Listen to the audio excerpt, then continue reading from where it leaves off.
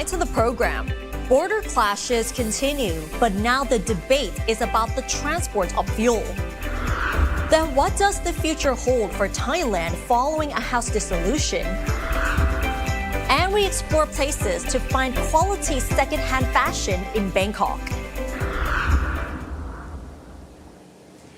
Sawadee-ka, I'm Nad Bunag and welcome to This Week with Thai PBS World. We begin tonight with the ongoing border tensions, but this time away from the front lines with the shipment of fuel. There was widespread speculation concerning the shipments of fuel from Thailand to Laos as to whether it was being shipped onward to Cambodia. The matter has sparked much debate, especially on social media, and drawn denials that the fuel is reaching Cambodia amid the border tensions. Here's how it unfolded. At least 80 oil tankers were queuing up to pass through Chong Mek border checkpoints in Ubon Ratchathani province last Friday. The photo was first published on the Thai-Burma Railways website. It estimated that if each tanker carried 50,000 liters of fuel, this means about 4 million liters would enter Laos on a single day, which is much higher than usual. It also suspects that the surplus fuel may be transshipped to Cambodia. The 2nd Army Region Commander issued an order on Sunday night banning the delivery of fuel and other strategic supplies into Laos through that border checkpoint in the hopes of hindering Cambodia's military capabilities. On Monday this week, though, 150 more oil tankers were seen queuing up. This does not include other tankers not using that border checkpoint. This came after Thailand's military command ordered a sea blockade in the Gulf to prevent oil and other strategic goods from reaching Cambodia in an attempt to further erode Cambodia's military capabilities. The Royal Thai Navy has explained, however, that Thailand is not blocking all maritime transport in its waters. The restriction only applies to Thai-flagged vessels and does not constitute a closure of the Gulf of Thailand, a lot of which is classified as international waters.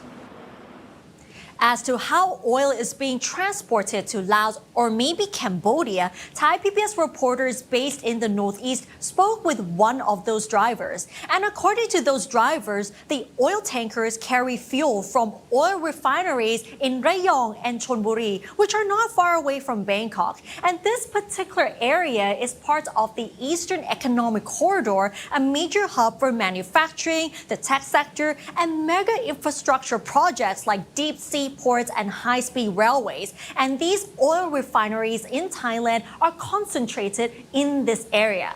And these oil tankers will travel from here by highway through provinces like Nakhon Ratchasima. And from there, the drivers will divert to the northeastern region from border provinces like Sisaket and then to Ubon Ratchathani, heading towards the Chong Mek border checkpoint, which is on the border between Thailand and Laos. And the journey time from start to finish is at least 14 hours.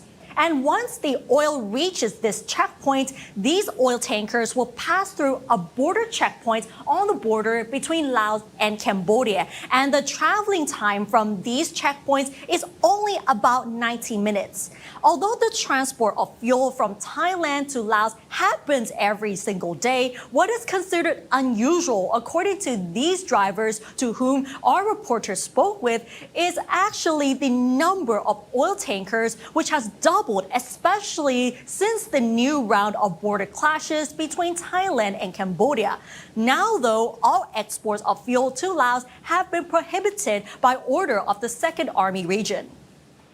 Following the speculation, leading petroleum companies in Thailand have issued statements that they have not exported fuel to Cambodia. Some companies had stopped exporting fuel to Cambodia since June this year, which follows the Energy Ministry's policy to prioritize national security. Others also said that they do not operate any fuel businesses in Cambodia and have not transported fuel to Cambodia by land or sea. Thailand's permanent secretary at the Energy Ministry told reporters that no fuel is being delivered to Cambodia from Thailand because such activities are being regulated by the Customs and Marine Departments. ก็ยืนยันกับทางผู้ค้านะครับว่า ผู้ที่ใช้ destination เนี่ยจริงๆก็คือเป็นสปป.ลาวนะฮะไม่ได้ส่งต่อให้ทางกัมพูชาแล้วก็ตอนนี้ทางประเทศลาวก็แจ้งมาแล้วว่าเขาเริ่มมีปัญหาแล้วเพราะว่าน้ำมันที่เขาซื้อมาจากเราเนี่ยก็ใช้ในการพัฒนาเศรษฐกิจพัฒนาประเทศLaos has also offered a public assurance that oil imported from Thailand is strictly for domestic consumption. The Laotian minister confirmed that there have been no transshipments of oil to Cambodia, stressing that such an act would violate the laws governing the transit of goods. Thailand's Customs Department also confirmed that the fuel is not exported to Cambodia and that Cambodia imports fuel from Singapore, Vietnam, and China. คือข้อมูลในส่วนของกรมศุลกากรในส่วนของข้อมูลประกอบเนี่ยก็ราคาน้ำมันในประเทศกัมพูชาเนี่ยมันไม่ได้สูงขึ้นแปลว่าซัพพลายเขาไม่ได้ขาดคือมันก็เป็นไปได้ว่าเขาจะนำเข้าตรงจากประเทศสิงคโปร์แล้วก็ประเทศจีนเวียดนาม Coming back to Thai politics, Parliament has been dissolved, paving the way for a snap general election on February 8 next year. We have been talking to political analysts about how they see the competition between major political parties developing, especially when a lot of people are undecided as who they will vote for or who have simply got tired with it all, especially after seeing 3 prime ministers since the last election. The call for a House dissolution by Prime Minister Anutin Chanvirakul of the Phumjai Thai Party didn't come as much of a surprise to many. Being a minority government means it is very unlikely that it will survive a censure motion proposed by the opposition, which has more seats in the House. The border tensions could also, however, be another factor. Dr. Thitipon Pakdiwanit, a political analyst at Ubon Ratchathani University, thinks that the nationalistic sentiment in the northeastern region could be used as a strategy for Phumjai Thai to secure its voter base there. This is because the region itself used to be the stronghold of the Pheu Thai Party, which has seen many of its constituency MPs switching to Phumjai Thai. The northeastern part of the country is very important for Phumjai Thai in the upcoming election in 2026 because we have seen already that the change of housings, like people's like MPs moving from Pheu Thai to Phumjai Thai, and a large numbers of MPs from the northeastern part of the country actually moved there. Also, I can see clearly like in Ubon Ratchathani, they moved to Phumjai Thai. Major political parties, Pheu Thai, Phumjai Thai, and the People's Party are expected to engage in a fierce battle for votes. But another challenge for these parties is to revive their reputations, which have been damaged, especially due to their inability to keep all of their manifesto promises to the people. I think with the vote for Phumjai Thai to become a minority government that has a significant impact, negative consequence on the future of People's Party. And on the other hand, it also worked for Pheu Thai as well, because after election in 2023, many people were, including myself, actually, I was expecting the People's Party would actually win big in the upcoming election. But with the vote for Phumjai Thai, I think that had a significant negative consequence on the party's election in 2026. So, and it's opened more opportunity for Pheu Thai to mobilize support. Of course, I don't think Pheu Thai would actually win big this time because we have seen the self-destroy reputation. And it's also the same thing with People's Party when they voted for Anutin. In a way, the competition always lasts long after the elections. Associate Professor Dr. Jet Thunawanik expects more power tussles within the coalition, which can determine the length and stability of the new government. He is also worried that Phumjai Thai would be in a tough position if it remains in power, especially with more small factions joining the group. So at this point, perhaps Phumjai Thai will still once again walk the same footsteps of all those other parties, because all these factions, they will be fighting, especially, you see, when you put in so many parties, but you only have about 30-something seats for the ministers, everybody will want to be the minister themselves. They don't even want to be the deputy. They don't want to be the secretary. They want to be just the minister. They don't even want to be the consultant, the advisor. And they want the biggest ministries. So they will be competing. They will be rivaling. They will be fighting for those positions. So what about constitutional amendments, which were automatically dropped with the House dissolution? I would say that in the end, the Constitution will be amended. But I think down the road, the whole redrafting of the total Constitution might not be likely. But a large amendment to many of the provisions, maybe more than half of the provisions these days, might be under amendment. But for the Constitution to remain the same, all the provisions, I don't think so.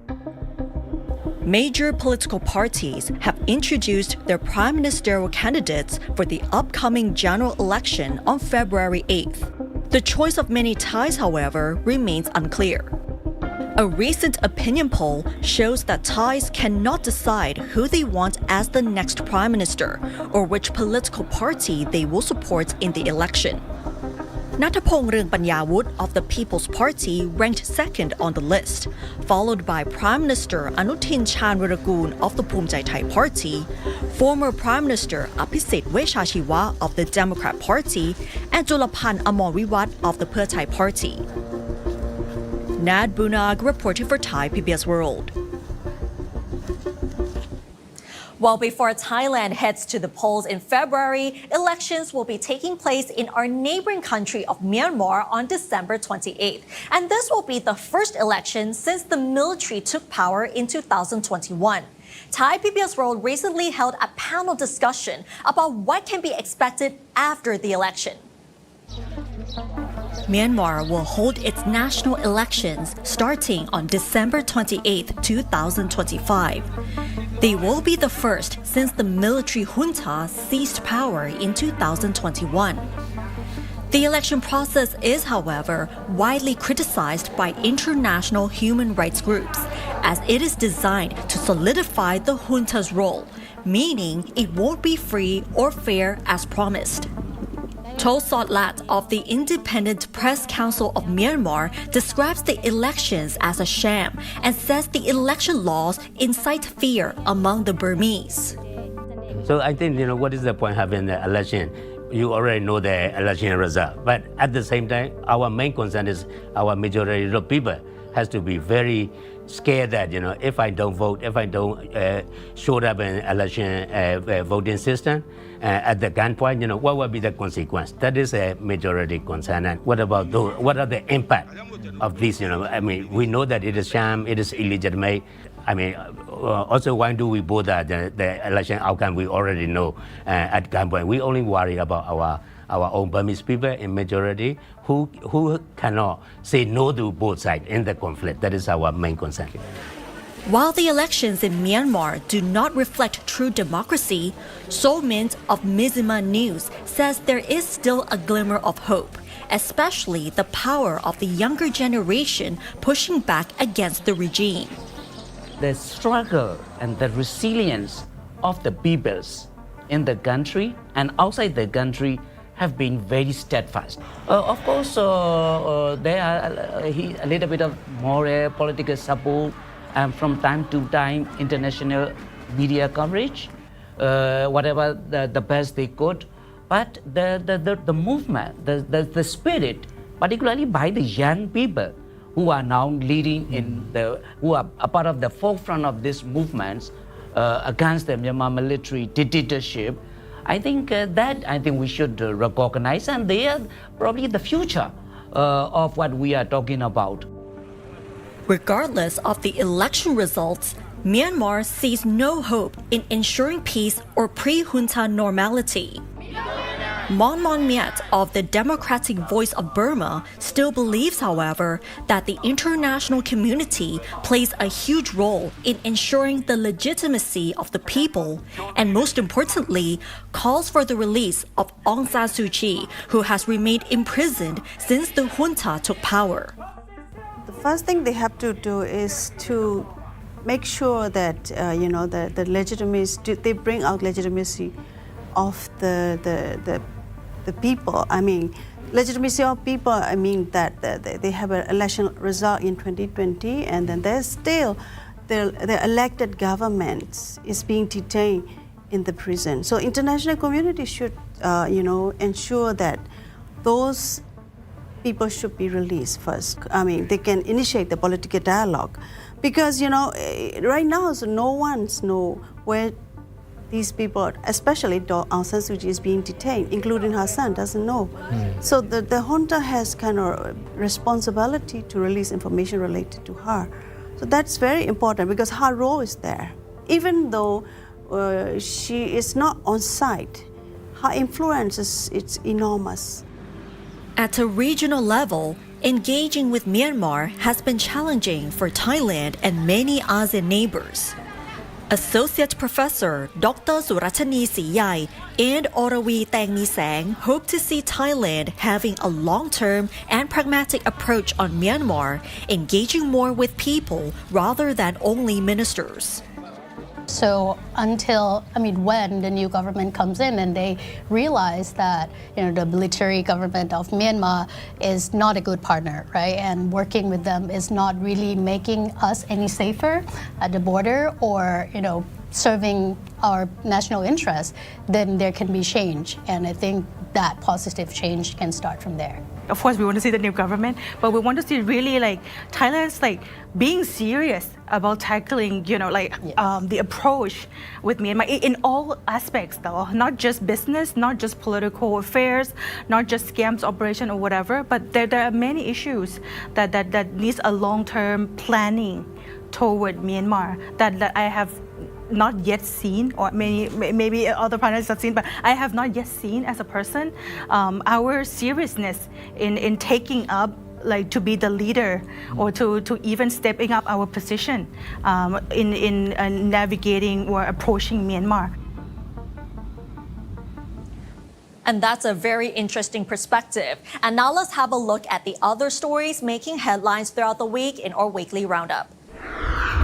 Thailand has hit back at Cambodia in meetings at the United Nations, accusing them of continued aggression after its delegates again leveled false accusations over border disputes, which have led to the loss of civilian and military lives. Thailand defended itself after Cambodia's permanent representative to the United Nations falsely claimed that Thailand had continued its military attacks against Cambodia's 7 provinces, one of which is Siem Reap, which does not border Thailand.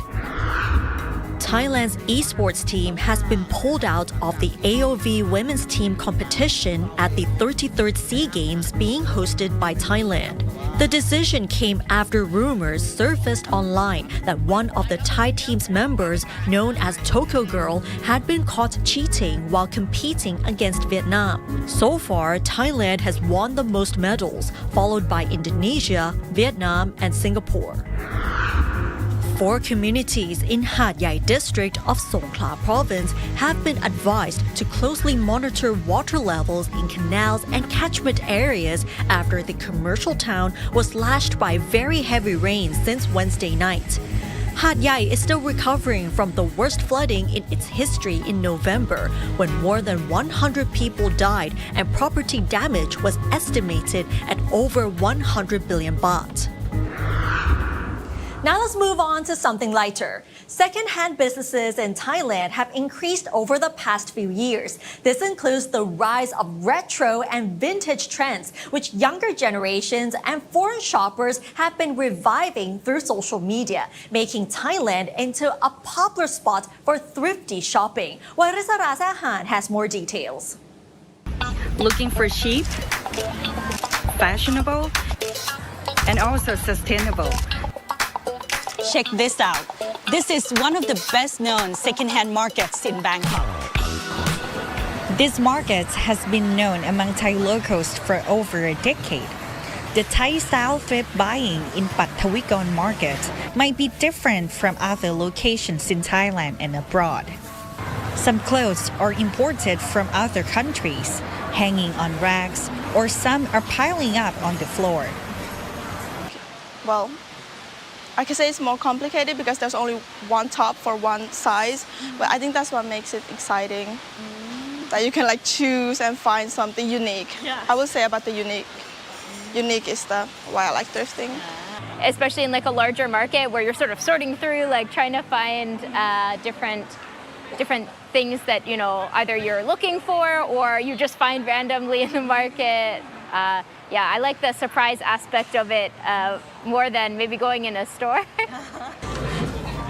Bangkok has various locations which sell quality second-hand items, such as wholesale markets like this market, or others which provide more selected and possibly rare items.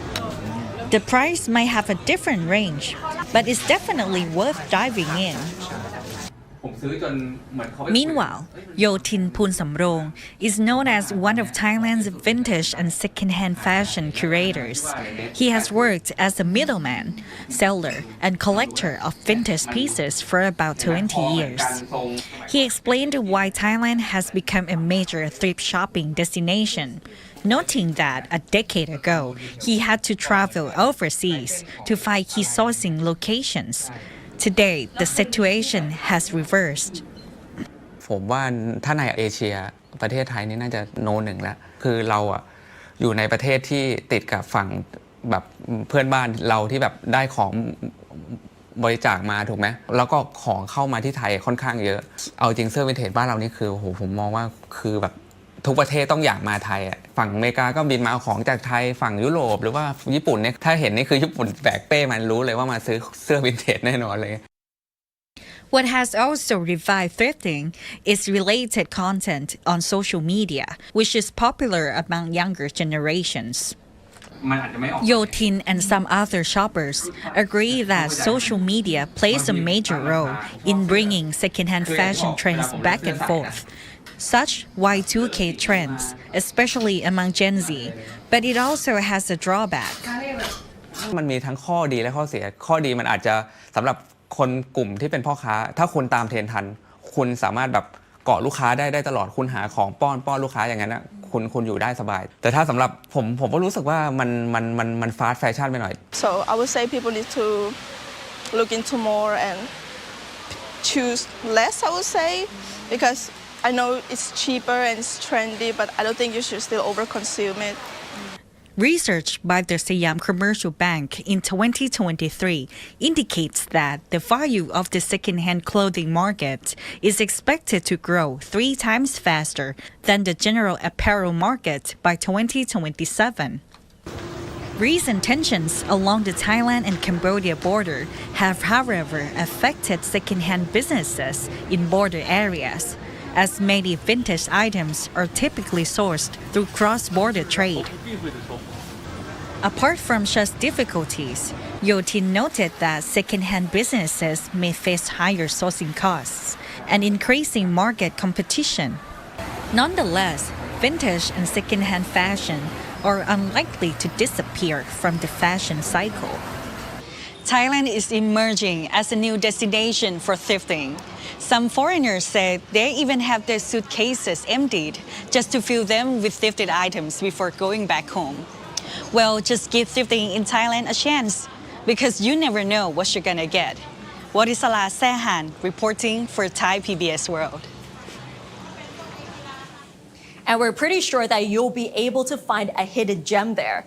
Now in this episode of Home Away, we talked to Professor David Ruffalo. His dedication to Thailand began on his first visit as a university student. At that time, physics research in Thailand being published internationally was very rare, with only 2 or 3 active researchers in the entire country.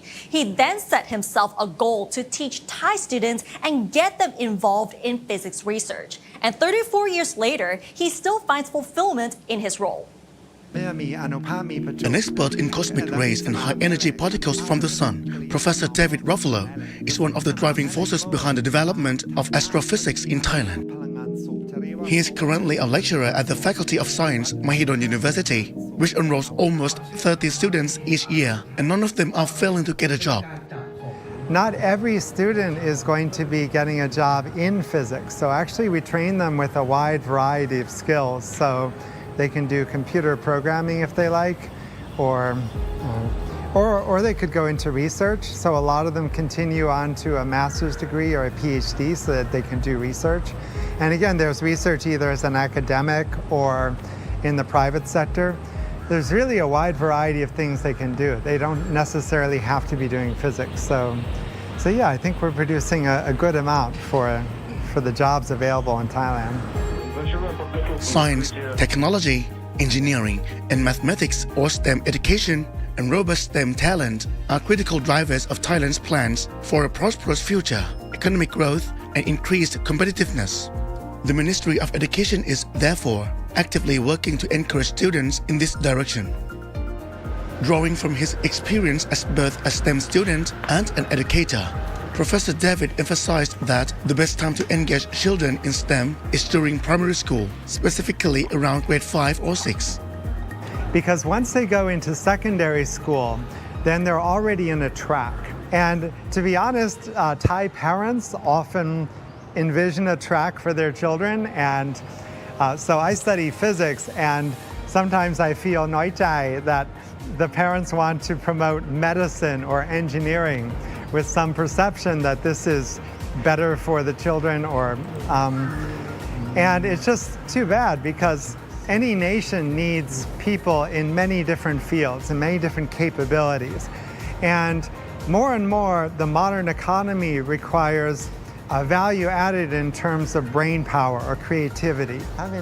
Professor David highlighted the differences between learning approaches, memorization, and creative thinking, saying that Thailand requires both for national development. So we don't need people we don't need a lot of people just to do rote memorization. And to be honest, a lot of medicine is memorization. If the children want to do creative thinking in science, I'd really encourage the parents to allow them to do that because the nation needs that as well. He also pointed out that while secondary education in Thailand needs improvement in creative thinking, undergraduate education performs quite well, especially in science. In the universities, I think we do pretty well. And actually, I'm really proud of our science education here in Thailand. I think it's really not inferior to, say, the US. Except one thing that's special is if you were a student in the US, you might have Nobel laureates coming and giving talks like every couple weeks or so. So the atmosphere is different. But other than that kind of environmental effect, I think the actual teaching and the research that we do here is really state of the art. Professor David was a child prodigy in maths, entering university at the age of 13. He earned a scholarship to the University of Chicago, where he later completed his PhD in physics. He turned down a job offer from a top-notch university, the California Institute of Technology, then moved to Thailand and has been teaching here ever since, fulfilling what he values as his life's purpose, giving back to society. So I was thinking, well, my normal vision was that after the PhD, I have to find the best postdoc that I can and then find the best faculty position that I can. But the US already has a lot of physicists already. Because I chose physics at age 13, I have to follow this exact path. And does that mean I no longer have any choices in my life? I thought of a way out. I thought of a way I could do something different from this, wouldn't be forced to follow this exact path. And I could define society as a bit broader, not just the US, but instead it could be Thai society. Throughout his 3 decades of teaching in this country, Professor David said that he particularly enjoys leading seminars and actively training students to articulate their thoughts by challenging their perspectives through questioning. At Bunyathat and Kitipat Chilsukchit, Thai PBS World. And his journey is definitely very inspiring. And that's all for this edition of This Week with Thai PBS World. Join us every Friday at 10:30 p.m. only on Thai PBS. You can also follow us on social media and our website, thaipbsworld.com, for all the latest stories and analyses about Thailand. Thanks for watching, and we'll see you next week. สวัสดีค่ะ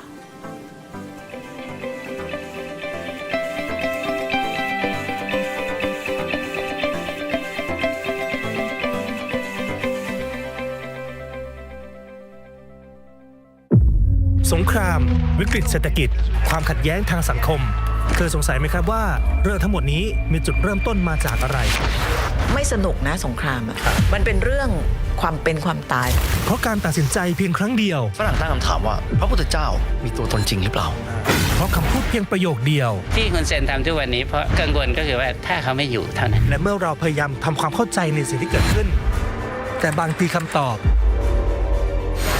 อาจไม่ได้อยู่ที่ปัจจุบันหากแต่ซ่อนอยู่ในร่องรอยของอดีต Back to Basics ย้อนอดีตวิเคราะห์ประวัติศาสตร์ทำนายอนาคตทุกวันศุกร์เวลา 4 ทุ่มครึ่ง